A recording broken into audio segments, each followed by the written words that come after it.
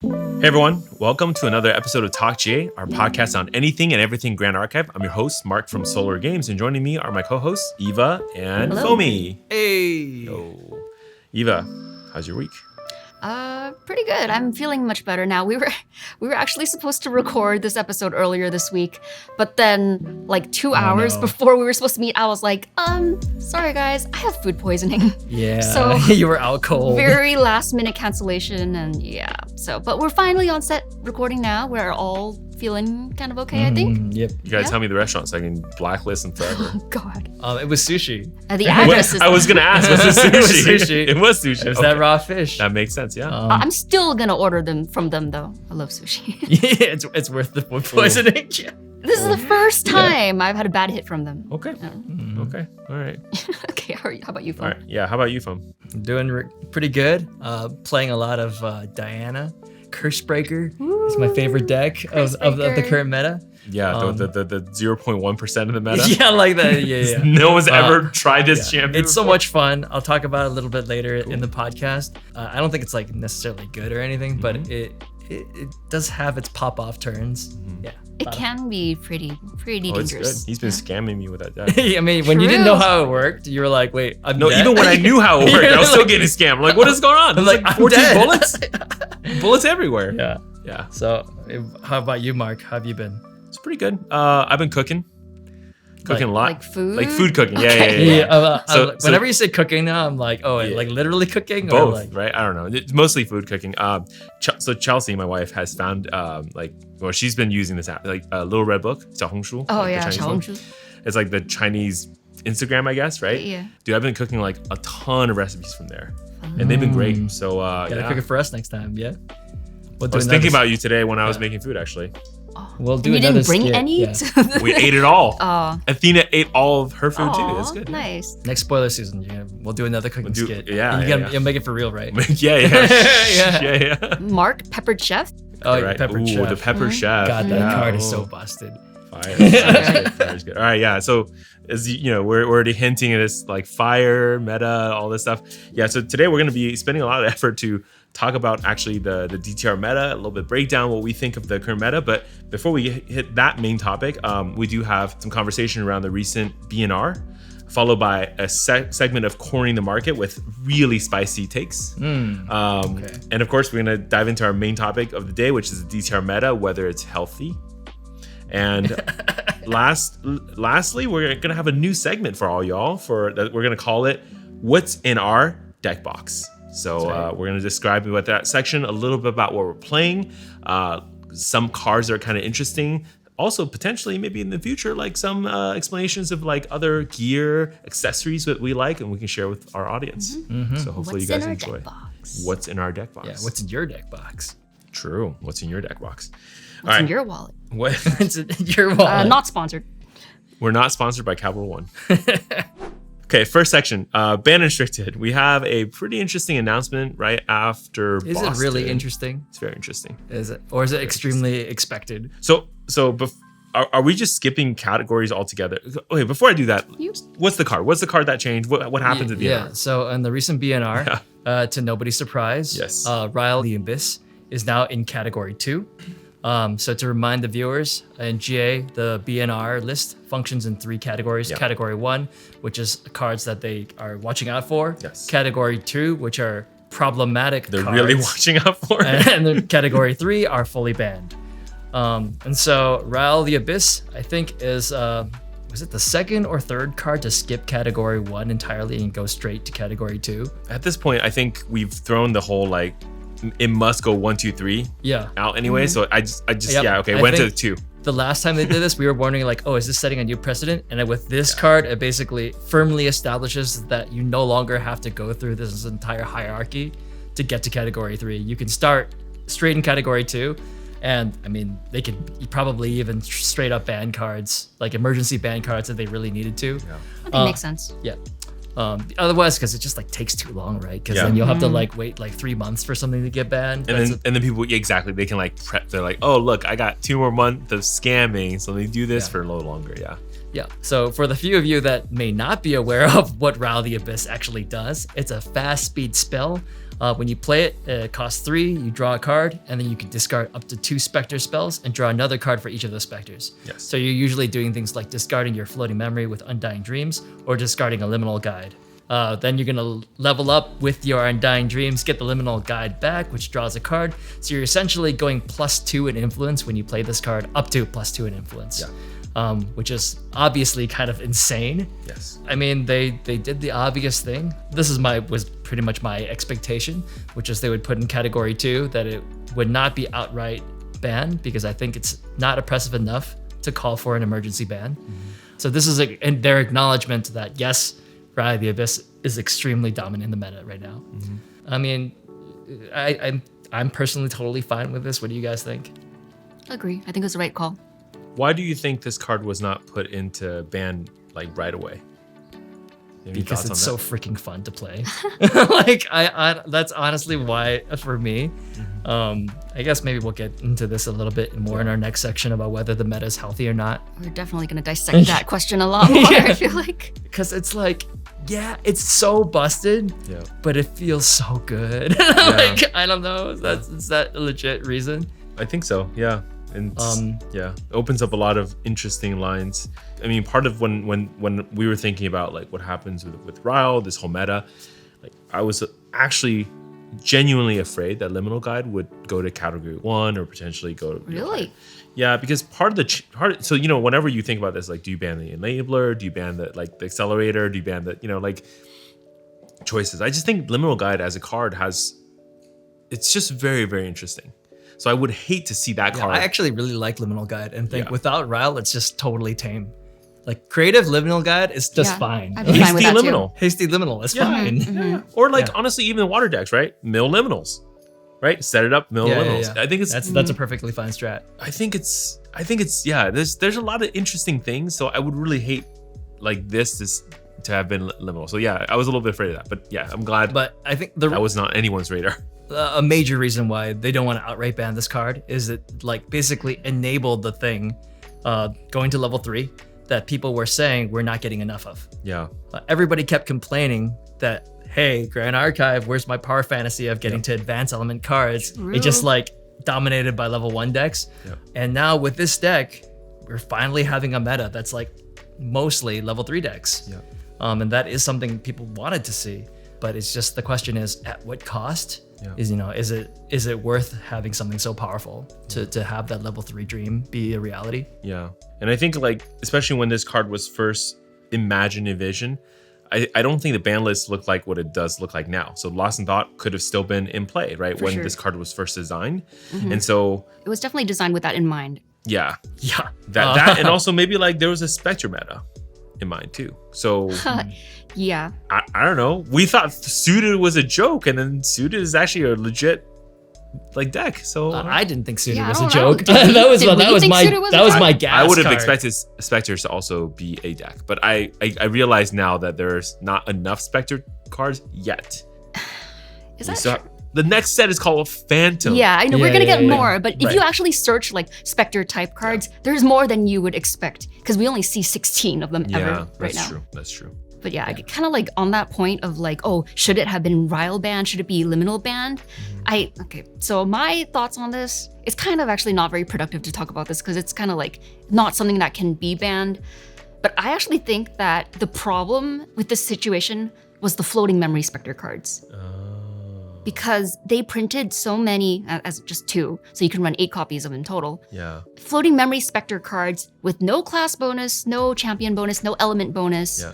Or like if they wanted to be creative, they could be like, oh, this card only has floating memory if you have a Spectre ally on the field or something to limit it to just Spectre really tribal decks, right? Because I think that was kind of the intention. They printed these cards so that people could play a Spectre tribal deck. Yes. And nobody's doing that. And not be abused by every single freaking level 3 fire deck. And I think if they didn't print those 2 floating memory cards, would people actually be playing just Ryle and Liminal Guide? Yeah, maybe not. Like I think some people, they would still play the Liminal Guide, like you guys said, for the creative shocks and the hasties. But it wouldn't be like everyone. Yeah, or like at least not have the water one. like be a like non-element bonus floating memory. Yeah, that should be element bonus. It should for be sure. element bonus, right? Yeah. Yeah, because it's just free to include now. And then Merlin like actively wants multiple colors too for the prismatic. Exactly. Yeah. I mean, not that they can at this point ban both of those floating memory cards, but I think that was actually like the thing that caused the problem. I got it. This is how we fix it. Spirit of Ghosts. Spirit. Oh yeah, another slime spirit, but Spirit of Ghosts. Yeah, Spirit of Specters. Spirit of Specters. Oh. Yeah. I was thinking like you want people All to play Spectre. Ghost of Pendragon at level 1, at level 0. Like what? Yeah. Spirit of Spectre. Spirit of Spectres. And then we ban all these cards and we reprint them for the Spirit of Spectres recollection deck. Okay. Sure, fine. No, I'm kidding. Please don't do that. All right. Spirit of Horse. Bring back Equestrian. Moving on. Any other changes on the BNR? Yeah, so there are no other bans, but they preemptively put a new card in Proxy's Vault. This is actually going to be in the next set, Phantom Monarchs, but they're putting it out earlier because they're trying to see if this can help answer some of the graveyard strategies that are dominating the meta. So this new card in Proxy's Vault is called Purifying Thurible. It's a 0-cost Wind Regalia Cleric artifact. It has an ability. You can pay X and banish it to have target opponent banish X cards from the graveyard, and if X is more than 3, you can draw a card. So you're reading this, and it feels very powerful, right? Because it at baseline is just like A backup charger. a backup charger, right? I think my impressions of the card was like, this is really good, to this is really bad, to now it's just decent. It's fine. I think the card is decent. Yeah, because I think once you get it out, your opponent can play around it. But if you were just materializing a deal with a graveyard, like they would have had to play things at slow speed and left things in the graveyard for you to deal with, right? So it's almost like always the wrong timing. It's exactly. You're like taking a tempo hit to put this out. Of course, you can do things like Beseech it to bring it out faster. But let's say if you don't draw the Beseech, and you're going second, you're the Wind player going second, the Fire player is going first. They're going to guarantee get their free Rattle the Abyss, Creative Shock, get their Liminals, Undying Dreams in their graveyard. So it feels like a pretty big tempo loss. But if you're gonna use it just to draw a card anyway, because let's say your first turn, you're already going to grab a backup charger, why not grab this instead? Maybe get some bonus on the side. The other issue is like, if you're like trying to greed with this card and like try to pay a lot to like banish the whole yard.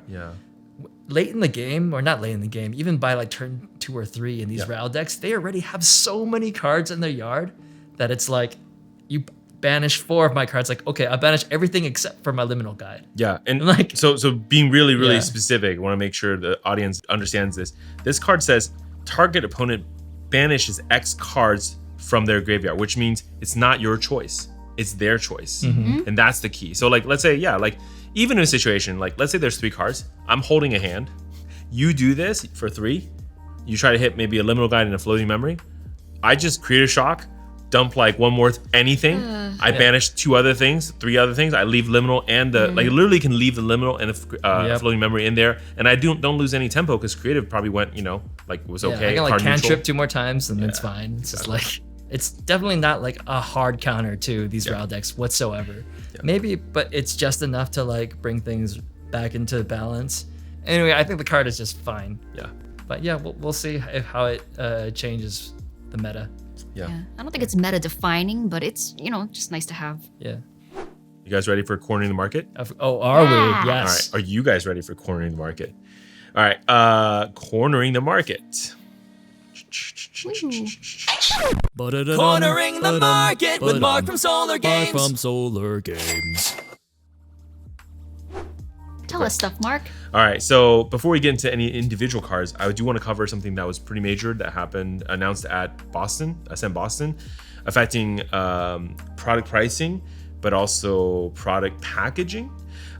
So the first thing that's kind of interesting is that the next set, PTM, Phantom Monarchs, is going to be a price increase on the MSRP. Now, on the surface, it looks just like a straight MSRP increase from, okay, I'm gonna say 90, it's like $89.99. It's $90, okay? $90 to $108. But because it's actually a pack increase from 20 to 24, MSRP actually remains exactly the same. So there's no price increase per se because you're getting more packs per Oh, box. the price per pack is the same. Is actually exactly, yes. If you follow MSRP, it's about $4.50, so it's the same. I assume, given that the way the map pricing works is based off MSRP, like map pricing basically says you can take, I think, up to 30% off of MSRP below, and that's map. That's minimum advertised pricing. That would hold the same for per pack.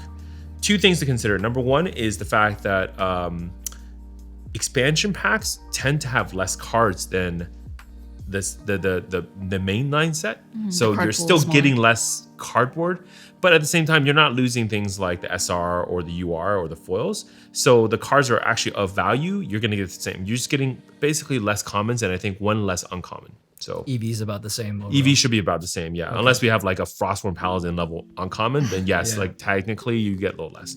And then the other part of that's actually really interesting, and we have not yet seen the effects of it, is the 10% increase of product pricing to distribution in US. So very clearly, they're not saying we're increasing MSRP by 10% for everybody. It's just that when Weeps ship these cards from Taiwan over to US, the distributors in US will have to pay a little bit more. This is due to the tariff of America, right? Ooh, thanks, So- tariffs. Yeah. I love it here. Great. Thanks, Trump. So it's confirmed this is only affecting US prices, right? US prices, yeah. But here's the other tricky part. It affects the distributor's price that they pay to Weeps. Distributors have a choice to pass that on or take a smaller margin to stores. And stores also have a choice to pass it on to the customer or take a smaller margin to the consumers. So it's kind of weird. Oh, I know what they're gonna do. So normally how this works out with tariff is they just pass it straight across. Every price increase just gets passed to customers. However, different people have different strategies. Like my strategy is kind of a interesting one. I'm taking kind of a up and down type of situation. If you buy one box, you just get the 10% increase. But if you buy a case, you get a little less. I don't know. I honestly don't even know how this is going to play out long term. So if you buy a case from me, it's like technically a little bit less of a margin for me per case, but we'll see because I don't know. The even more interesting part is what's going to happen to the single prices for PTM. I think it's still too early to tell, but I think if you think about how prices get bumped, the single prices have to go up. The issue is players and most players and sometimes stores too have price memory. So when they think of an SR being a good SR is $30, let's say, right? They're not going to say, oh, because PTM is more expensive now, it should be 33. No one's going to think that. So they're still going to sell it at 30. And so what's going to happen is, if you think about it, your actual EV might go down because you're paying more per box, but your price for the singles are going to be about the same. That's going to take much longer. And I'm taking data from like Magic Gathering, Pokemon, other card games to kind of value what's probably going to happen with price increases in GA. Oh. Interesting. Hopefully that's somewhat helpful for folks out there to think about who don't think about these things to kind of have a perspective. And now I have a longer perspective maybe later this month or once PTM releases to actually know how this affects the market. Yeah. But What about the cards right now? yeah, holy crap. Okay, let's talk about some spicy stuff. So I wrote down because I was like, okay, look, Vanitas, like really, really good. So my question to you guys, Dilu, the green, the wind horse, Liu Bei's horse, auspicious charger. How much per card do you guys think it is right now? What's the rarity? SR? SR, yeah. I was recently looking at them because I was buying red hairs, Yeah. which were $5, and Dilu's were like $3.50 at the time. Really? Mhm. Yeah, or they got really. I remember they were like way cheaper than I expected. I'm like, oh. When you say recently, you mean before Vanitas was a thing? how No, far recent? I'm months saying ago? before whatever you're trying to get at right now. Oh, okay, When I was okay. looking at it like Yeah. a month or two ago. Okay. All right, One or two. what do you think? Yeah, Right now. $3.50. $3.50? I'm gonna say $3.50. 10. $10, $20. And I think it's probably it's been up and down, Okay. right? Like I think as it hit 20, people were like, okay, it's 20, and we go sell. Right. So they pull their bulks or whatever and then start listing. $20 for But Dilu. I think everyone wants to run a deck and nobody has Dilu, so they're like, oh, Vanita's good. Let's buy a bunch of chargers. Oh my god. Yeah. So that's a 300% increase from $5 was the price I was looking at. Yeah. I think everyone basically forgot about this card, especially after the whole like the Sakura Allies, that era was gone. But yeah, Fire Vanitas, this card is seeing a huge rise.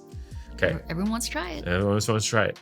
Next card. This one's just been like kind of a sleeper. I find it very interesting because recently I realized there was another increase in price. So I've been kind of like probably the biggest fanboy of FTC all the way through. Like I never thought it was a crash. I was like every crash, I was like, I'll just buy FTC. That was my thing. Believed in it. FTC is a great set. Yeah. So this card continues to prove to me that FTC is a great set. Oh, Fracturize. Fast Cure. The What? common? How much do you think Fast Cure is per copy? It's a bulk common. 10 cents. Bulk common. We It's had like 1 hundreds, cent, right? thousands of It's them. 10 Yes, cents. 10 Yeah. cents. Okay. Yeah. $1.50. For Fast Cure? Yeah. That's crazy. I mean, look, again, same thing, right? Price. This one even more than Dilu because the quantity is really high on We this. have like probably 100 of them. we But if- should, yeah. Dude, hey. I mean, I think we still Start have listing your some. Fast Cures. Alright, okay. I mean, okay, look, what is the one common card I consistently run out of stock? Out of stock. Fast Cure. Literally, you guys Wow. are making me open more FTC, which I don't mind, but Whoa. like, I think I've never seen a common yeah. jump over $1 before. Part of the reason for this is because there's no like starter decks, whatever else reprinting this card, unlike Idle Thoughts, right? That gets Yeah, yeah. reprinted every single set, right? So nothing's reprinting it. So maybe that's a hint to the devs, like, Yeah. you're not going to print Fast Cure, but print it into a starter deck and just really help. That's Because crazy. Star Wars Shieldmate, for example, has gone down a lot because every starter deck has a stalwart. See, Yeah, it's yeah. very different. Yeah, Yeah, yeah, yeah. We have like what 3 different artwork for stalwart, Mhm. one Fast Cure. We need to start selling our fast cures. We Man. need to start looking through our bulk. Yeah, yeah. That's So not what I would have expected. FTC still good. I mean, like literally commons all the way to URs. FTC Wow. good. Yeah, Want some FTC bulk, Mark? hell yeah. Does it have Fast Cures? Probably. You Yeah, gotta. we have sealed FTC sitting on the shelf. Whoa. over there. Right Yeah, yeah. behind us. Those are expensive too, but I won't even touch on how much those are now. Next card, 3 of Hearts. That's a good So one. suited is really good. Suited hasty. This card, I kid you not. Everybody's playing it. Yeah. I kid you not. This is the highest increase in pricing I've ever seen on this show. Wait, Is that what? possible? Yes. There's been a lot. How? I thought Dilu was already like. No. like- By percentage too. Okay, by percentage. Oh, what's the Guess rarity? what? This is a rare. Oh, it's a rare. It's a rare. Guess what percentage this card increased by? From like, let's say at release time, right when this card went to basically the price Yeah. it went to now. You're telling us it's the biggest. I'm It's gonna the say biggest. 10x. 10x would be like 1,000% Yeah, increase. Okay, 10x. Yeah. Is that right? Sure. yeah. You're half right. It's 20x. 2,000. 21x. 2,100%. This card went from 25 cents, like hundreds of copies sold at that price, to 550 now. Wow. I mean, penny stock problems, right? Which is like, oh, my 1 cent card went to $1, 1,000, but still, I don't. $5 is a lot. But basically, what I'm saying is this is a bulk card that is no longer a bulk card because what else is $5 in DTR? Fluffy. What else is $5? Fluffy feels like a stronger card. Much though. stronger. Yeah. Yeah. Yeah. Yeah. Fluffy's an SR too, right? Fluffy is a rare. Oh, Fluffy's a rare. Okay. So is Ryle. Ryle is actually around 7 now because of the ban. Everyone's kind of a little iffy about it, but yeah, Ryle's at around 7. So if this thing is 550, Yeah, I mean, I think it makes sense because this card is seeing play even outside of suited. yes, Everybody's playing 3 of Hearts because the ability is just so good. just yeah, like Suzaku plays this card. Yeah. Yeah. Even Seal plays this card. Oh yeah, CL. Yeah, so yeah, there's yeah. many decks to play it. Yeah. Yeah. All right, I got one more card for you this week, and that card is Arthur Young Heir. Good card. Is it more expensive again? Or It's in a weird state right now, right? So this card at that peak was at $50 a card.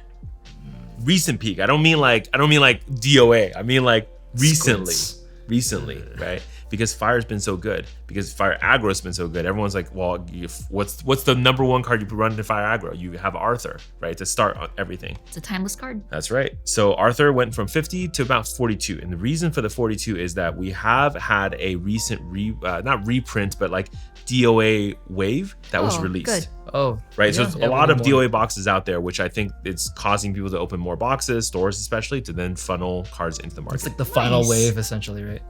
So the funny thing is I'm pretty sure this is the final wave, but you know, who knows, right? This shows sometimes hold back inventory and then they release it later. I don't know. But yeah, Arthur's really good in aggro decks. Yeah, Yeah. Maybe now's the time to pick him up. that's right. Yeah, so I would say, yeah, Arthur wait a little bit more. 42 is still pretty high. I think around like the 19s, 20s. Yeah, pretty good price. Always have 4. Yeah, you think they could keep dropping? I think Arthur, I mean, my expectations, all the SRs from DOA should drop a little bit more with how many boxes are out there. So I wouldn't really pay like 40 now unless you absolutely need it for another event coming up, right? Okay. But if you hold, I think you can probably see a better price for Arthur. Yeah. Cool. Cool. All right. Thanks, Mark. Of course. And that is cornering the market. Cha-ching. On to our next topic, which is also our main topic around the health of the current meta. I think everyone has a lot of choice words for this section, so we're gonna dive right in. I feel like this is gonna be super long. Yeah. Like every single episode, we're like, we're not gonna do a long episode this time, and then we're just like, I want to talk about this, I want to talk about that, and This is a it's just- controversial topic There's too. there's a lot. No, it's not. That meta is really good right now. Oh, okay. Oh, the meta. And that's it. And that's it for this episode. The meta is the best meta we've ever seen, right? Your Mark? send your hey mail to TalkGA podcast. At gmail.com. All right, That's stay right. classy. Bye. Bye. Okay. right. So before we talk about our opinions and such, Yeah. let's just run through a few numbers Yep. just to like Sure. lay down the facts and get a little perspective. Okay. I crunched some numbers. I looked at basically everyone who's been topping regional level or above events. So that's like Quicksilver Cup and Ascent Boston, all the regionals, online regionals. Okay. So this is everyone who made like top 4, top 16, top 32, or in the case of Ascent Boston, it was day 2. Okay. In that pool, we had 142 people who topped Yo. major events. Nice. 1 month into the meta, 71% of them were playing fire. Super healthy. Super healthy. Yeah. I don't see a great. problem. It's great. It's Yeah, 70% fire. Come on. Yeah, it gets better. 8% were playing water. Okay. Not even single digits. No, that's awesome. anymore. I don't have to ask if my card resolves anymore. You're just True. playing the game now. That's Like, great. That's awesome. Yeah. And then 26% wind, and this is slightly over 100% because there's that fire Vanitas deck that counts as both fire and wind, so it's I kind of slightly over. I see. Yeah. Okay. Yeah. So as you can tell from the numbers, fire decks are winning a lot of events. Uh-huh. Yeah. Yep. No surprise there. And then even among those fire decks, 80% of them are running the Ryle the Abyss package. Yeah, the other 20% are not making top, right? Yeah. They're not hitting these, day 2. no, these are all. I'm only kidding. talking people that made top. Yeah. You're either running Ryle or you're losing. No, I'm kidding. I'm joking. Okay. Okay. Okay. But let's talk about diversity. Yeah. How many different decks, though, are among this pool of people? In my count, I counted 21 decks. And I consider that to be pretty good, pretty large That's a amount lot. of Yeah. semi-viable decks. And this is still you're only all your stats so far about like different decks, that's all for top, right? Correct. Meaning you're Yeah. making day 2. Yes. At least Okay. day 2. 21 that different decks made day 2. I want to make that very clear. Yeah. Or top okay. 4, top 16, top 32 Perfect, yeah. for an event. Yeah. So Yeah. they got an invite card, basically. Yeah. Nice. Surprisingly, a high number of Sigs, different boys. decks. Yeah. Some Yeah. SIGs. Yeah. So among these 21 decks, 13 of them are fire, 4 of them are water, 5 of them are wind, and again, I counted fire Vanitas as both wind and fire. Okay. I feel like 13 different fire decks is really cool. It's very Right. cool. Because like usually when you see a fire deck in the meta that's like a day 2 or better, Yeah. it's like one 2. level 3 deck and then like one aggro deck. So 2 or 3. Yeah. Like that's kind of what you expect. Yeah. But it's pretty interesting that you see a lot of different fire decks there. Yeah, and if we want to kind of like talk about what were the decks that had the highest representation, Yeah. so this is like the most people that did well on these decks. 2 decks were tied for first place: Fire Luxem Xander and Wind Umbra Tristan. Both had 16 people who topped. Yo. Okay. So yeah. Wind yeah. Tristan is doing pretty well this Wind, meta. Tristan, Umbra. Yeah. Yeah. Tristan is staying up there. Yeah. Like So that's the other side of the wind, right? It's like you've been saying like Vanitas, but there's a Wind Tristan one that's Right. actually more representative of the wind. So far, yes, Clan. because Yeah. as of this recording, the Vanitas deck has only been out public for like True. a week. True. Yeah, a week. it's like one event. There's also an online regional that happened recently, so that also has some Vanitas in it. Okay. Okay. Yeah. And then second place, another 2 decks were tied at 13. Fire Aggro Goja with Suzaku, Yeah. and also Fire Crux Lorraine. Yeah, but then in this, there's also like 2 different kind of versions of it. There's with Insol, so 9 of these 13 were on Insol. This Yep. includes the winner of Ascent Boston, Bobby Tortilla. Oh, congrats. Congratulations. Yep. Ooh, congrats. And then those other 4 were playing Fire Crux Lorraine as mid-range. No Insol. Yep. In Soul, cool deck. And Soul is back, baby. Sure I love it. is. Yeah. Yep. Yeah. And then right after that, 2 decks were tied at 12. Fire Aggro Lorraine. There's your aggro. And Fire Crux Merlin, Mark. Merlin's good. in meta. Merlin. So not on this list. We keep mentioning it. The Fire Vanitas deck. Yeah. That was the breakout deck of Ascent Boston. Yeah, that was a pretty cool deck. Very cool, yeah. Insane meta call. Yeah, so Chess Club brought this deck and they like caught everyone with their pants down. Basically, with this like anti-meta call, they sent 5 players into the top 8. Yeah, I think Pickle Sword said specifically. Oh, so first of all, like big props to Pickle Sword for creating this very creative deck. Absolutely. Honestly, something that I think also is just really great into GA because I think it throws a lot of people off. The whole idea of like any cards that changes how the game is normally played, I think really throws players off, right? Things that increase costs like Nia, now the Vanitas, or like cards like Lunette, which comes in and then basically all of your allies come in rested, which changes a lot of like what they can do, activations, everything they can do. So it's really kind of interesting. I think these kind of things do throw them off. So first of all, big props to Pickle Sword for very creating this creative. deck. For those of you who might not be familiar with the deck, the Turbo Vanitas deck's objective is basically level up to level 3 as fast as possible, and then hit you every turn. And when he hits you, your materialization costs 1 more for the entire turn. Taxes. So for all these Ryle decks whose only goal in life is to get to level 3 as fast as possible, it makes it really hard to get there. Because like imagine Lorraine. When you hit Lorraine, you cost 2 now. And then when you need to materialize the sword that you grab with Lorraine, that also costs an extra 1. You lose 3 cards. Yeah, so it costs 3 cards to get to level 1. Yeah. So if this just thing snowballs, and then in the meantime, Vanitas is putting down these horses that have Pride 3, but because it gets to level 3 before anybody else, these horses can start swinging in. So he's playing Dilu, which is probably explaining the insane price increase. Also Red Hair. So it's like taxes and horses. Horse and taxes, I think is the deck name, But Chess Club calls it the Ponytas deck. Ponyta. It's great. Oh my god, that's so good. Oh, you just just got it. You just Ponytas. I just got it. Ponytas. Ponytas. Yes. Pony. Vanitas. Ponytas. It's Pokemon. Ponytas. It's Oh my Pokemon. god, that's amazing. You actually genuinely just got it right now. I just got it right now. Like what the heck? So the next version of this deck is Rapidash. Rapidash. No, that's too much horse. Not enough Vanitas. Okay. I'm mind blown. Sorry. Yeah, no, this deck is really good. Ponytas. And I think it was actually designed to counter Insult. Now it's not like any game of Grand Archive, there's still a little bit of RNG going, right? But you can see it. I think it did pretty well to counter Insult because there's only 1 Insult in top 8, right? Now it did end up winning first, right? Winning the whole thing, and Bobby Tortilla really played really well, adjusted the play for this deck. And I think even in interviews he was mentioning like, I've faced this a couple times in the rounds, so he learned this deck before having to deal with it in the finals, or semifinals in the top 8s essentially. But adapted. Adapted, Very good job. Download, evolve, adapt. Yeah, it's pretty good. I would have folded because it's so hard on my deck too with the Diana deck. My guns cost more to bring out. My bullets cost more to bring out. Yeah, That's crazy. You have to have defense against this deck. Yeah, but I mean, with that too, I think generally overall right now the meta is actually fairly healthy, right? Because that's a take. That's your opinion, Mark? I mean, lots of decks, lots of viable decks, right?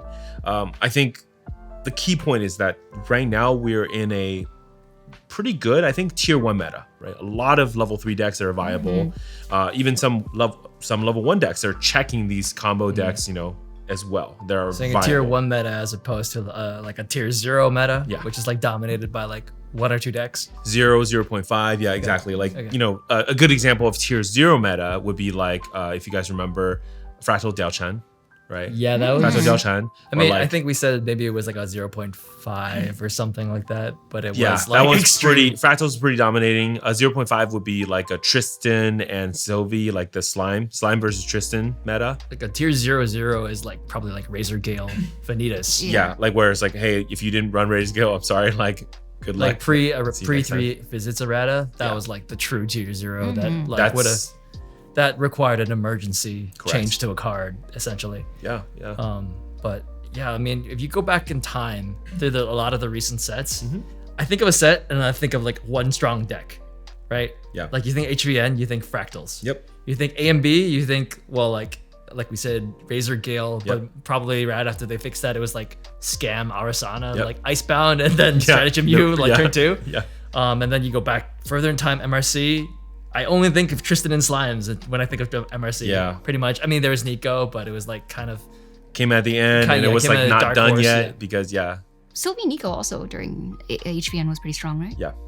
So after Scam Arasana, AMB, yes. Yeah. Basically, Like, that was the progression. Not saying there weren't other playable decks for any of those other metas, but each of those metas had like a face deck. Face deck, yeah. Like you can just be like, oh, HVN, Diao-chan, Fractals. Yeah. DTR. What is the face deck of DTR? Ponytas? Ponytas? Like a long time ago, I was gonna say Merlin because I also but I think every player saw this, which is they looked at preview of DTR and they saw the card that they liked. Yeah. I saw Looking Glass. I was like, oh, Merlin's back. Yeah, everybody saw their favorite fire deck. Exactly, basically, right? yeah. And then somebody else saw like something else. Insole players saw Insole back again, right? Fractal. Honestly, the other thing too is we're kind of like talking about how Fractal was dominating HVN. I think Fractals, even after the ban, is still a viable deck. Is it like as strong as defining was before? No, but it's still viable. Yeah, it feels balanced now. Which probably speaks of how strong it was back before all the bans and changes. Yeah.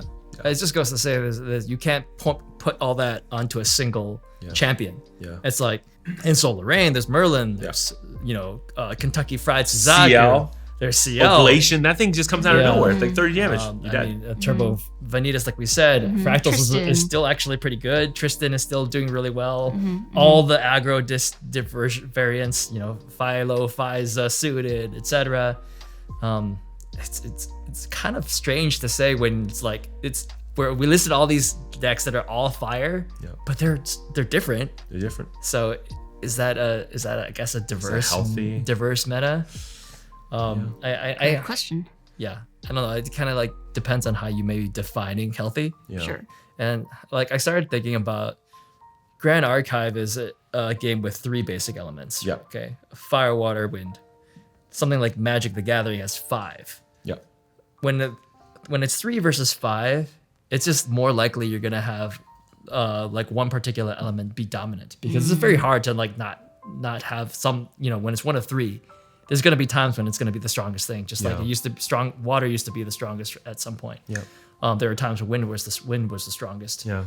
But are we forgetting that it's actually besides those 3 elements, we have a bunch of advanced elements, right? And it's also we have to consider the balance of those advanced elements and how prevalent they are in the meta.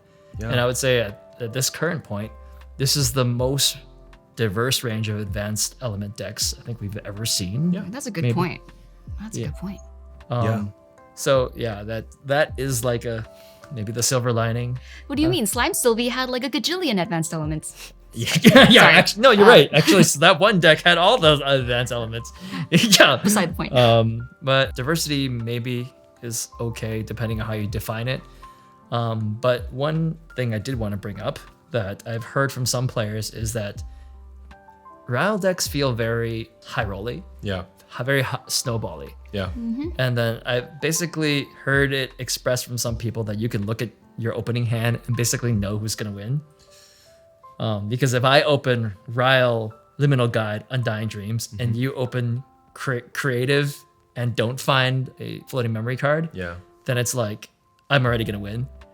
Yeah, it punishes the person from behind much more because you're going to just be able to see more cards, which draws you more into Ryles, and it amplifies your advantage too much. It's like a chain reaction. Correct, yeah. Once you get the ball rolling, it just goes, it just further increases your advantage. Although, I guess we did have a game where, you were behind, I had the nuts opening, and you didn't, and I even, annul spelled your Creative Shock. Wow. I riled and then annul spelled your Creative Shock. But you then still lost? I somehow, because after that he drew crazy Liminal Guides and Riles, and I didn't find my gas. I ended up losing. Although I learned how to play fast speed card. I think it's for the first time. But that's probably not as frequent, there is probably something like a pretty strong advantage for the person who does have the nuts opening. I think so. Yeah, it's huge. Yeah, and an advantage for the person who goes first.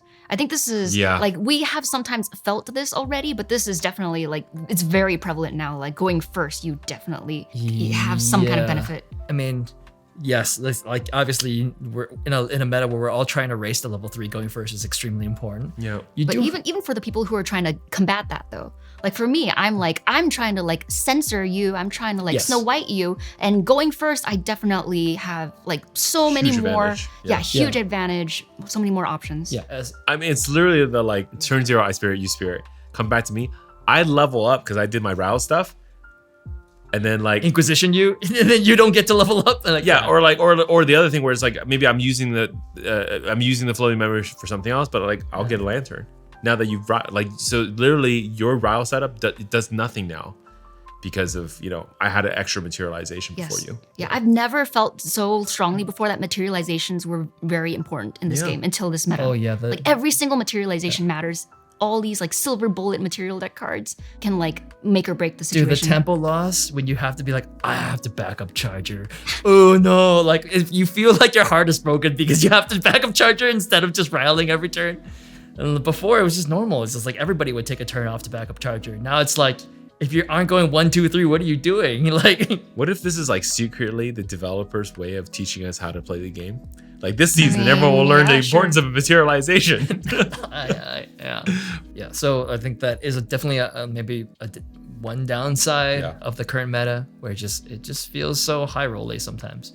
Yeah, that's fair. But I think like isn't that the whole idea of like Fire? It's high risk, high reward, right? You literally draw and you're like, I'm not arguing that it's not fun. It's actually incredibly fun to just be like, oh, I got more like so more. we all find out that we're actually true gamblers. This is It's like it's really fun, but I guess some people, especially the competitive players, is like, well, where's my skill expression? Yeah. All I'm doing is just flipping cards off the top, and whoever draws more liminals wins. Yeah, but here's what the skill is. Rather than playing with cards in your hand, it's thinking and mathing out your probabilities. Also part of skill. I mean, this happens in poker, right? So poker players literally make bets based on what card might come up next, based on what they're seeing in the field, based on how other people are betting, right? So in a very similar way, like how many times this season have you guys just like blind creative, like just to see what happens because like okay, I've discarded one liminal. So my chance of getting another liminal on that creative is like, let's say, I don't know, 22%, whatever.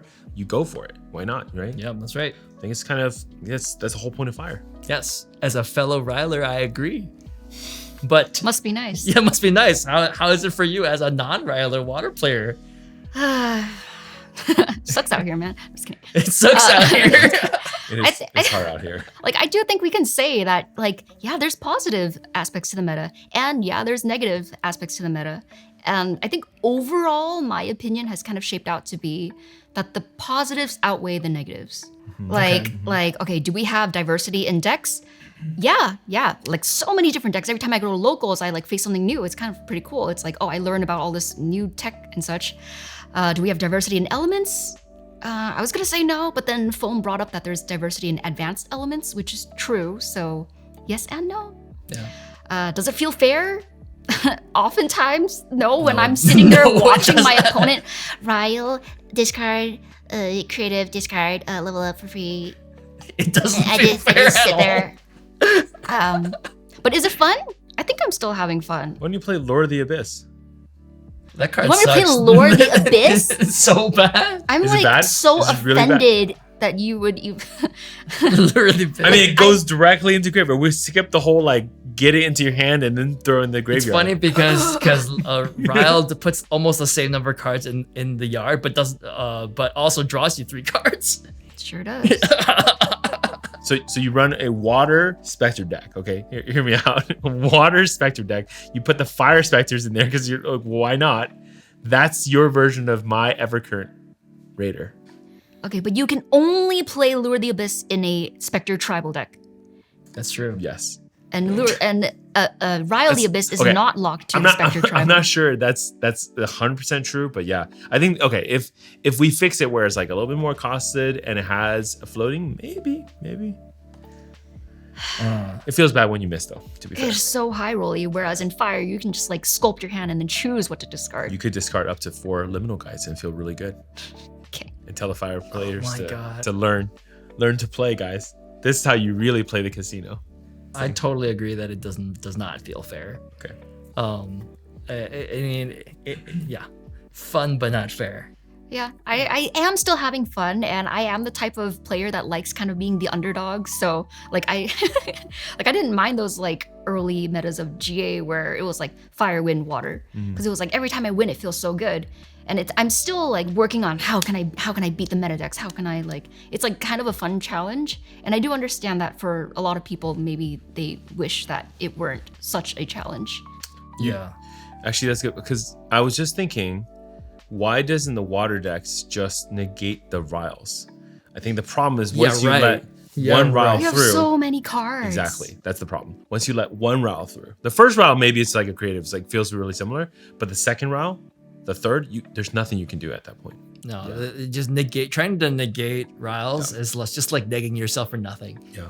I mean, as much as I like to play rile, I would be fine with it if just water could also have something similar in power level. True. Door of the Abyss. Bring back. Fixed. Oh my god. No, Yeah, there's no. way. Entice the Abyss. 3 cost. Fast speed. Okay, no. Say it with me. Lost in Thought. Unban Unban Lost in Lost in Thought. Oh, you guys are on the unbanned Lost in Thought. Okay. Dude. Okay. It doesn't make sense. Like, they banned Lost in Thought because, you know, it has the ability maybe turn 5 through 7 to be like turn a To bunch draw of 5 cards, draw like 3 to 5 cards. Yeah. But like Fire is doing this from turn 1 to 3, going +2 every turn. That's how is that fair, right? Like It definitely takes a lot longer for Lost in Thought to like accrue that value Yeah. that Fire's getting right away. Yeah. So I mean, they probably designed Rattle in the Abyss for a meta where Lost in Thought was still legal. And now that you don't have Lost in Thought, it's like, man, there's nothing equivalent in water that can catch up. Nope. Like before, I was definitely on the train of ban Lost in Thought, get that shit out of here. But now I'm like, okay, now you have Rattle in the Abyss. Well, like, bring it back. It's fine now. Yeah. Let everybody have fun. Okay. Yeah. Yep. That's actually really interesting. I didn't think about that. Yeah, and also Lost in Thought, I think part of the reason for its banning was because Genbu was starting to get too strong, right?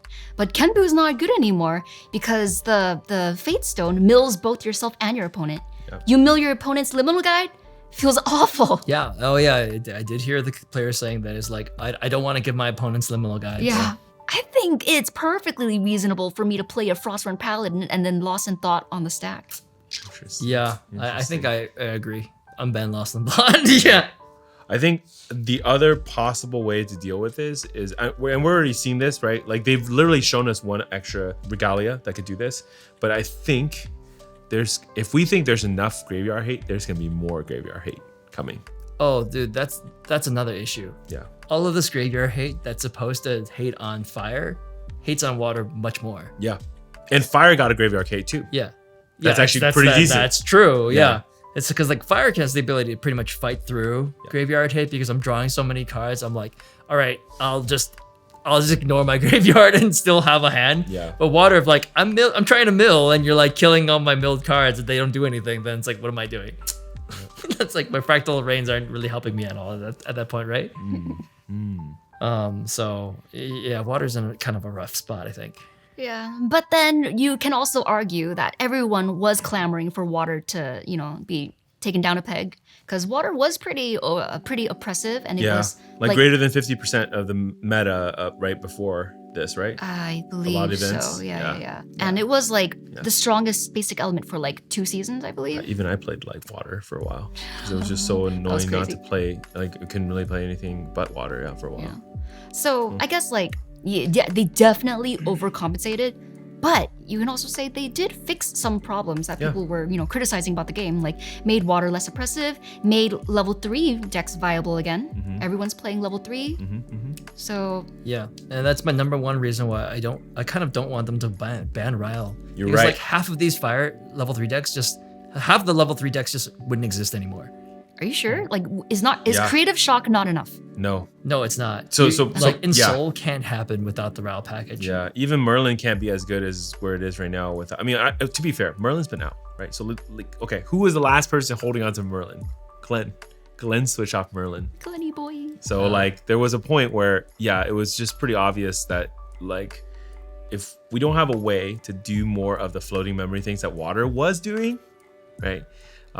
It's really, really hard for fire to get to level 3, do the level 3 stuff. So I agree with you, actually, because here's another problem. You ban Ryle, and then PTM release, or the next set. And Ryle's not a problem anymore because now we have this other problem. Now we now have 2 cards that are linked to each other. That's right. Or whatever, some other wind card. So wind has a draw 4. Yeah. You're we're gonna get there anyways. Why don't we just give water and fire their drawback? Yeah. So I think you're right. Powerful cards are fine. Just let everybody have the powerful cards. I think you're there's Frostborn and nobody. It's oh cool. You have a Pendragon really early. That's fine. That's fine. Yeah. Okay. This is a very fruitful discussion. I like it. Yeah. I thought we were gonna come in here all just agree that DTR is really healthy right now, and then have a great day, go outside and frolic. But yeah, this actually turned out really well. Actually, thank you guys. There's positives and negatives. For opening up my mind. Yeah. Did it open up your mind? What do you guys think? DTR good? DTR bad? Meta heavy? Meta bad? Is the DTR meta trash or gas? Ooh. True. Speaking of trash or gas. Let's talk about how trash or gassy our deck boxes are. Sure. So in our new segment of what's in our deck box. All right. So this segment, again, we're going to talk a little bit about the decks we're running and then kind of explain some things. I'll start first this week because I have a really short one, I think. Yeah. Mark, what's in your deck box? I really like Merlin. I think everything's Merlin. Oh, you do? Really? I do, wow. Yeah. I'm shocked. I had no idea. I tried in Soul. I'll be honest. Insole was my first love. If you remember, I did make Winginals finals table with Insole. Yeah, you were second place at a regional. That's right. Yeah. That was the last time I think that was the last time I ran Insole because FCC came out that same weekend, right? Or we had the pre-release event at the event, I think it was, and then I saw Merlin. I'm like, wait, this is Crux, but it's better. I'll just run Merlin. So yeah, it became Merlin anyways from that on. Blah blah blah. Boring Merlin, Fire Merlin, doing Fire Merlin stuff. Blah blah blah. But more interestingly, right? I'm actually really looking forward to the Recollection decks. So decks plural. Oh, sorry, deck. What deck? Okay. I was like, did Mark hallucinate a new PTM? You open the box. I don't know. You get the secret Merlin deck. Whoa. No, but I remember seeing the SP3 box. And I was like, Merlin's back. I'm so happy, right? Because I saw the Merlin on the Fracturized artwork. Anyway, so yeah, I'm really excited. I'm really looking forward to Merlin because for a long time I've been thinking if they ever print a Merlin level 1, which they've kind of done for other champions already, right? Like Tristan got one, right? Nico. Yeah, Nico, Polkhawk, etc. So I was like, oh, if they ever print Merlin 1, what's that going to be like? Could I have a different line to get to Merlin? Because currently it's always been Lorraine to Merlin. I've actually tried Rye to Merlin before too. Yeah. Oh, it's for Mage. Different. It's different, but it's. I like combing to Merlin. Oh, really? Yeah. Okay. Yeah. There's that opens up the wind. Yeah, you have a current. Anyways, so yeah, I mean, I'm actually really curious what the pure Merlin lineage would look like. I'm really hoping that the Recollection deck will allow you to do that. Not saying something like this must be leveled from Merlin the Assassin, the King of Assassins or whatever, right? So I'm really hoping that you can leverage the Merlin 1 potentially, maybe even a 2 to go to the old Merlin 3. Ideally, they would just let you crisscross among all 3. And now you're enabling Assassin, Mage, and Warrior. It's kind of interesting. What?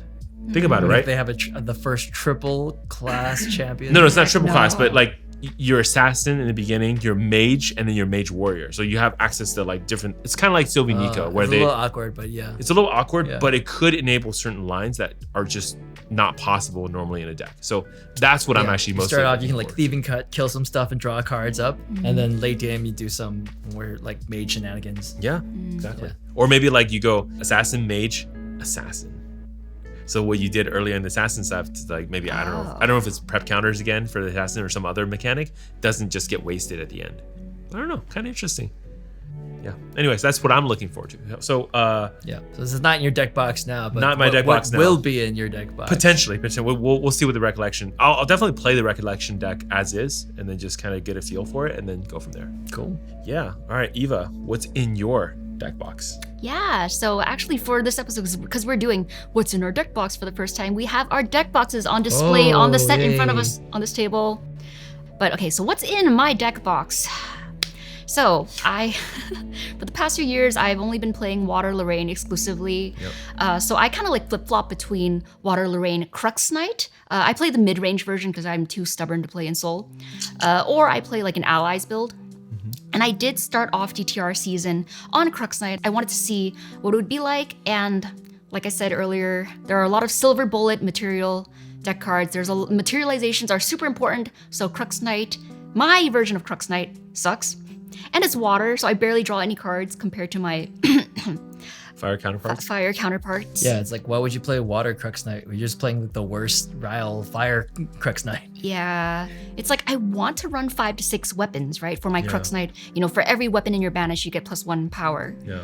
How am I supposed to do that when it's like you have to run, if you're not fire, you have to run Sensor, you have to run Terrafring, you have to run Nullifying Lantern. Yeah. It's really tough. Yeah. Yeah, because water's more reactive. It's not like, I can just churn through my deck super fast, right? Yeah. So anyway, went to the allies build, and then I realized one of my allies was putting in a lot of work. So my new favorite ally is Snow White, White's Queen. We love Snow White. Yeah. Snow White is ridiculously annoying.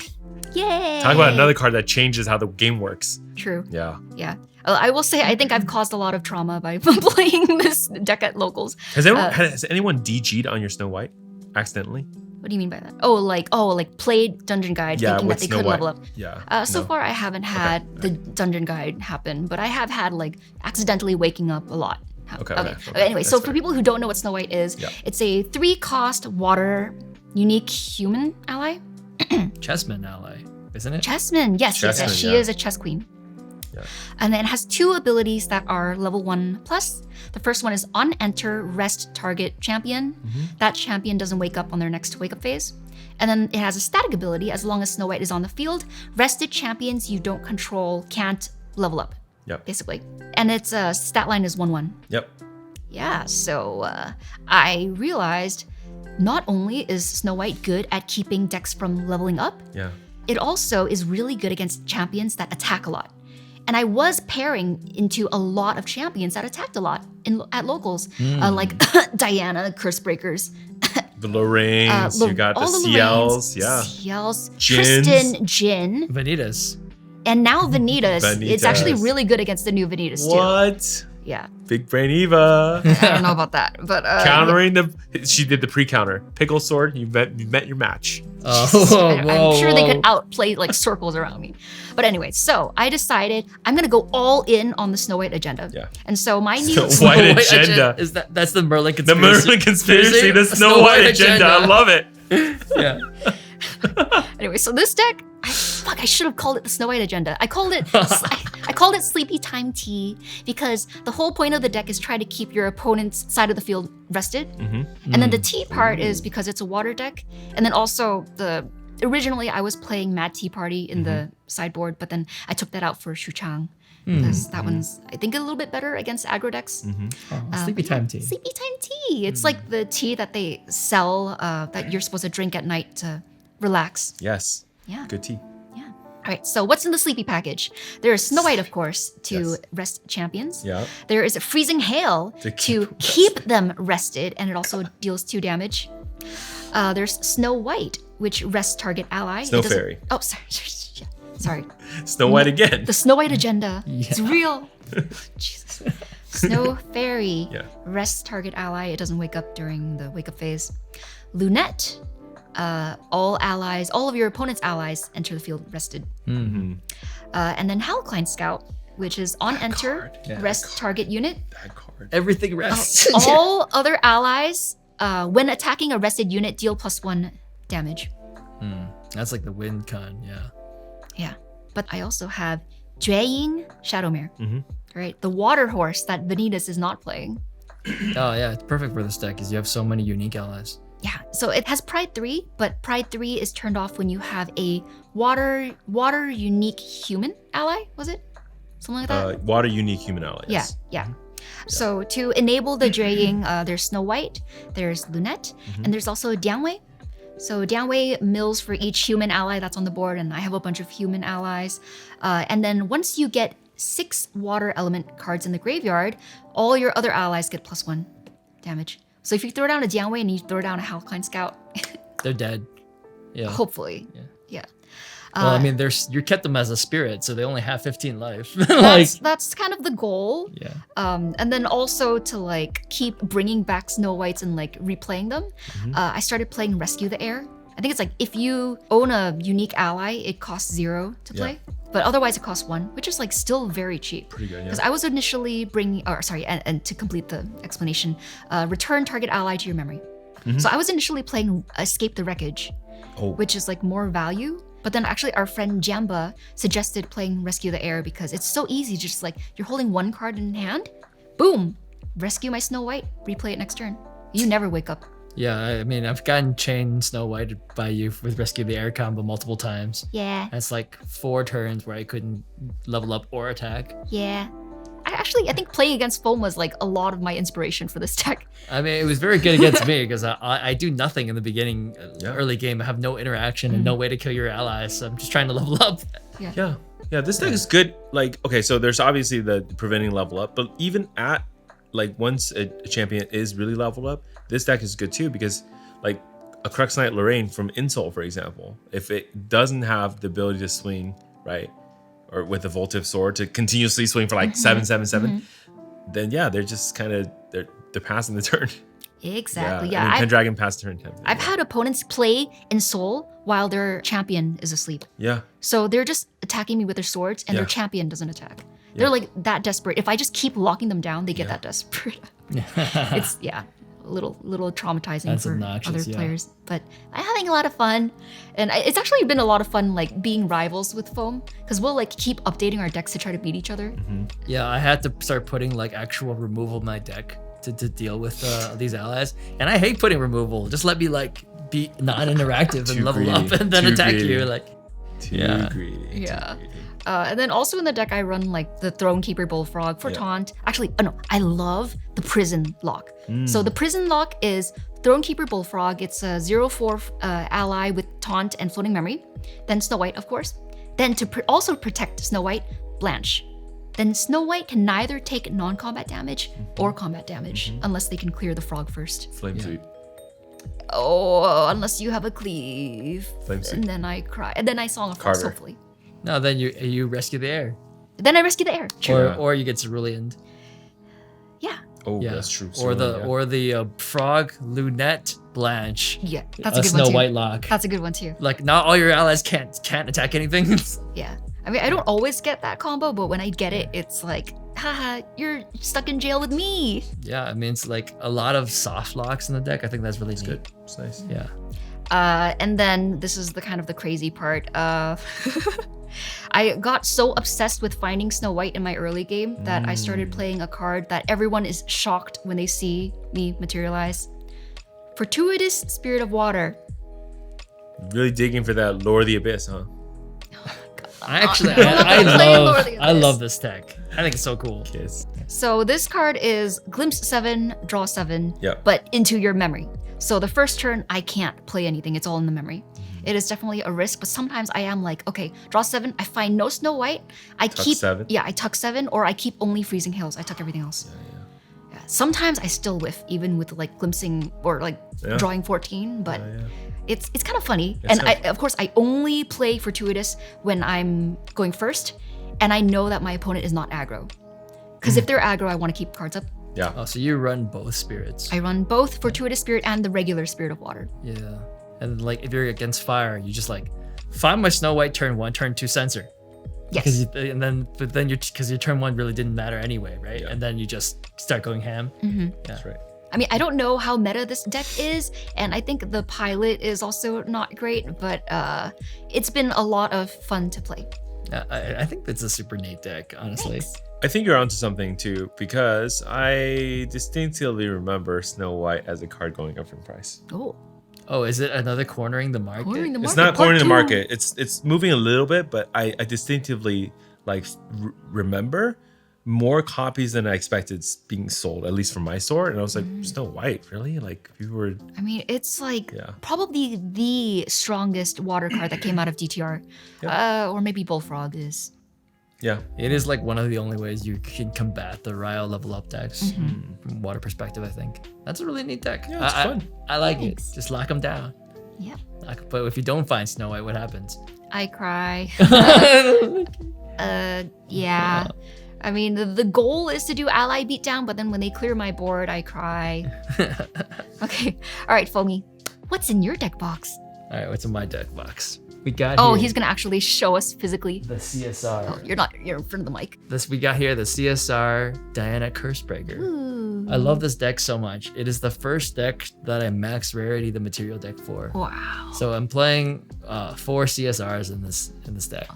I'm playing both Cursebreaker and Duststalker. Oh shoot. Okay. Yeah. All right. Sheesh. But I mean, okay.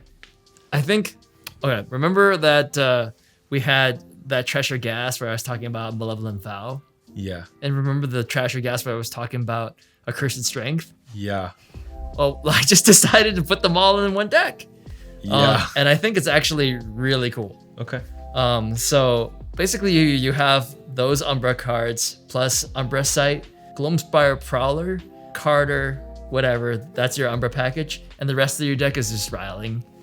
To get to 3, to get to that. Yeah. So you try to rile. I mean, you play, the Diana package with some number of distance giving cards, some number of focusing rounds to have extra bullets. Yep.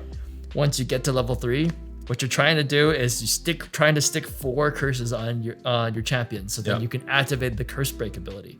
Curse Break ability is banish 4 curses from your lineage. Actually, it's banish all curses from your lineage, but you can only do it when you have 4. Yeah. Bring out 2 bullets. Whenever you attack, you wake up. Yeah. So it's like basically when she goes into this Curse Breaker mode, she's like Omni shooting, just like blasting everything. And then you try to use your 3 bullets plus a Shadow's Twin to OTK your opponent. So if you have, the math works out that if you have 3 bullets without distant and your Shadow's Twin, you do 24 damage at once. And you can do 24 only if you basically do the loading trick, which is you shoot them with a bullet, and before the first bullet hits, you load another bullet, giving an additional +2. Yep. If you do that, it's 24.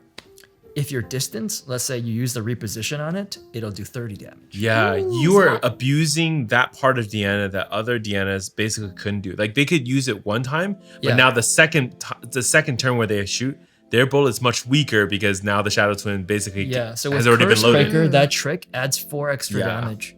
But it stacks because it's 4 for the first one. No, it's 2 for the first one, and then you get another 2. 4 and then 6. And the last one, you don't get the additional one because you're not adding another bullet, loading it again. So you actually get 4 extra damage using this trick. So you do 24 without distance, 30 with distance. If you have a 4th bullet from like a focusing round, they are so dead. Like just that 4 bullets alone without distance is well over 30 damage. With distance, it's well over 40 damage. So like, if you have 4 bullets, that's enough to kill CL through a lineage release with the Serene. Wow, that's a lot. But how do you get there? Well, you're gonna try to draw a ton of cards using Accursed Strength. Yep. So the way you usually combo off, after you level up, you don't start playing Accursed Strengths right away. Yeah. You level up and then you kind of try to stave off one more turn. The next turn, you bring Quicksilver Grail with Devouring Malice on it. Yeah. And then you try to do some combination of putting lots of curses on your champion and then playing Accursed Strength, holding priority, activating the Quicksilver Grail and Devouring Malice, eating all your memory, reducing your influence as low as possible. Yeah. So the way Accursed Strength works is you draw cards until your influence is equal to 3 plus the number of curses you have. Yeah. So the fewer cards you have in your memory and in your hand, the more cards you draw. But like basically the max you can do is like if you have 4 curses on your champ like 7, and zero influence, you draw 7. Yeah. But I'm typically drawing between, I would say, 4 to 5 when Still I get a pretty good good. accursed. very I mean, good. drawing 5 is like amazing, right? Yeah. And then if you can't win after that, then it's like, what are you doing? Yeah, I mean, I was on the receiving end of this deck. I think, honestly, for me, the closest this deck reminded me of in a lot of ways. Obviously, it's not the same because it actually felt kind of like Reckless Conversion. Yeah, I've gotten that. It felt that way. Like, I'm like, okay, so you lose this whole memory and everything, but he just got them all back in his hand. Wait, what? He has another turn. Wait, so I have had turns where I've drawn 12 in one turn. Yeah. Oh my god. Because I would draw 7, and then I find another Malevolent Vow, and then I could use that to pitch 3 of the cards. Yep. So I could and then bring heal my, 12. heal Yeah. 12, and then like, because I'm bringing my influence back down, I can Accursed Strength to do it, like cycle it again. Yeah. So that's why it does feel like Reckless Conversion at Yeah. times. There are a lot of interesting micro interactions in this deck too. Playing 4 Gloamspire Prowlers. These are 3/3s that usually cost 4, but if you have at least 2 curses on your champion, they only cost 1. Yeah. So a 1 cost 3/3 is like a really nice efficient beater. Yeah. When this thing dies, you heal 2 and draw a card, and it turns into a curse. Yep. You can do things like Carter and eat your Gloamspire Prowler to get the curse and draw a card. Because you have Carter, you actually heal 3. And then you wipe their board and my heal a God. bunch. So it actually helps you like stabilize in an aggro matchup. Yeah. You can also use your Devouring Malice to put 3 debuff counters on your Gloamspire Prowler and kill it, turning it into a curse and drawing you a card. So yeah, it's actually really fun just like piecing, I see all these like Umbra Sight and Malevolent Vow, Cursed Strength in my hand. I'm just like, oh my god, I'm gonna draw so many cards. Yeah. Yeah. I think that the stacking and the different interactions you have on this deck is very fascinating. I think it opens up a lot of really interesting lines. Yeah. Yeah. But that's what's in my deck box right now. Yeah. I think it's very cool. I think everybody out there, like if you're looking for a deck, you don't really want to play the meta. Yeah, Fome's got another off meta, potentially off meta deck. I see you there. It's Yeah. pretty strong, I'd say. It's pretty for strong, being yeah. like what looks like a meme deck. What's your weakness? Like the Vanitas deck completely wrecks it. That's like not even a Right. joke. Materialize. Dude, Pass one. But to go to level 2 when I get my bullet, that costs that's costs right. 4. uninter materialized bullet. Yeah. Yeah. And then to activate the Curse Breaker, materialize 2 bullets. That also costs cost me 2 cards more. 2 more. So it's like I was playing against like the Vanitas deck, and it felt like unwinnable, basically. it honestly was like, oh, this is the matchup I meant to lose. Yeah, you may have to decide in some defensive things to not take the tax or something. Yeah. It's also fairly bad against like aggro, really yeah, aggressive aggro, like the ranged Mad Hatter Boots deck. I'm just like, oh, I'm dead. Okay, next game. Yeah. Well, great. Great inaugural what's in our deck box segment. I think is really fun. Awesome. Yeah. Thank you guys for bringing such interesting decks. Thanks, Mark. It's really cool too, as like, cause like the last episode during that Trasher Gas, that was when Fome was like, "Oh, I really like this card. Maybe I should try to build a Curse Breaker." And then right after that, he built it, and then the rest was history. And then he went and 3-0'd a locals like the day after. Oh yeah, the first locals with that deck was like very successful, and I felt like, oh, there's something here. Yeah. And then I've just been trying to continue to refine the deck. Nice. Having a lot of fun. Yeah, great.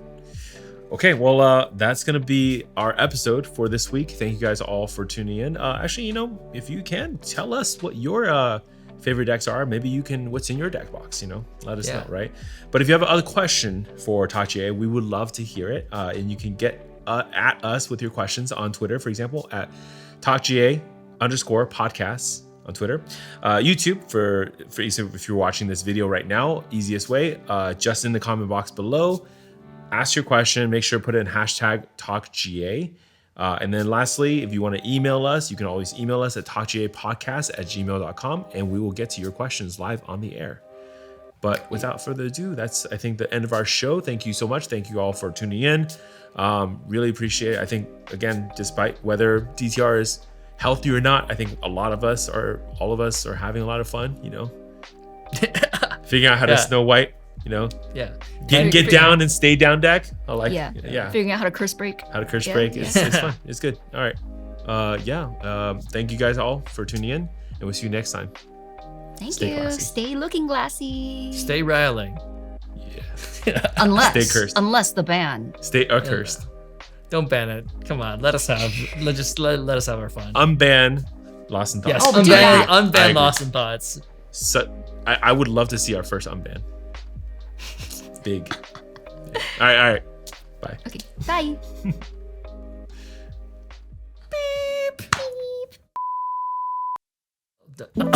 Adult voices. Adult voices. As opposed to. Wait, I need my Coke. voices. Sorry. God. Sorry, I like have a hella nerves right now. Talent needs his Coke. Why? Okay, where's my Coke gonna be? Gonna be here. Yeah, it's part of the set. As Kevin DePassy.